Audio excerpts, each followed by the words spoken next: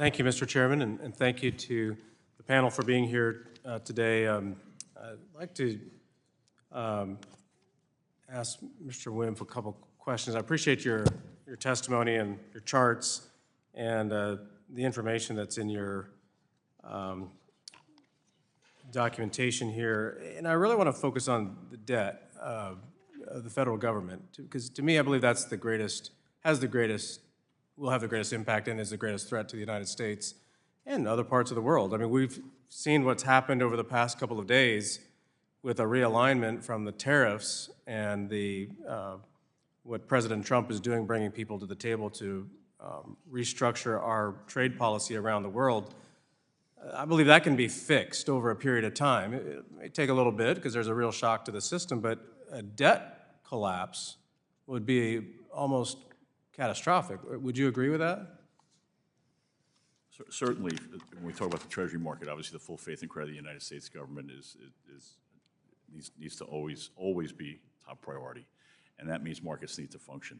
And one of the things I think is important to mention here as well, again, going back to the SLR, is we always need a well-functioning U.S. Treasury repo market as well, because it's also another shock absorber for these big moves of securities across the market, and allows, I think, financing to be provided to people who are buying securities as well. So overall, again, it does comes back to the SLR, the central clearing, and I think the ability for the markets to withstand the type of volatility we've seen over the past several days and to be available always. Yeah, and I want to comment on something that Dr. Forbes said too about foreign investment, buying more U.S. equities versus U.S. Treasuries.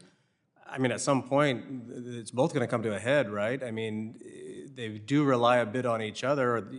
Our equity markets are depending on a solid U.S. federal government, correct? Dr. Forbes, would you want to comment on that? Yes, as long as we run a trade deficit, which we do right now, it's been worse in the past, but it's still about 4.5% of GDP, we have to fund that by capital inflows from abroad. It's just math, it's economics. Before, more of that funding came through bonds, now more is through equities. And if that funding dries up, we will see an increased cost of our debt, and Treasury yields will rise. Mr. Ray Dalio was here a couple of weeks ago and spoke to members of Congress, and he, of course, has experience around the globe with failing governments. And the question was asked, can we restructure our debt? And he actually paused for a moment and said, I don't think so. I mean, and that's pretty sobering to the fact that we're at that point where our bondholders, our debt holders, wouldn't restructure U.S. federal government debt at this point. And he gave some solutions and directions saying we should at least have 4% revenue growth, 4% spending cuts, and 1% reduction in interest rates if possible.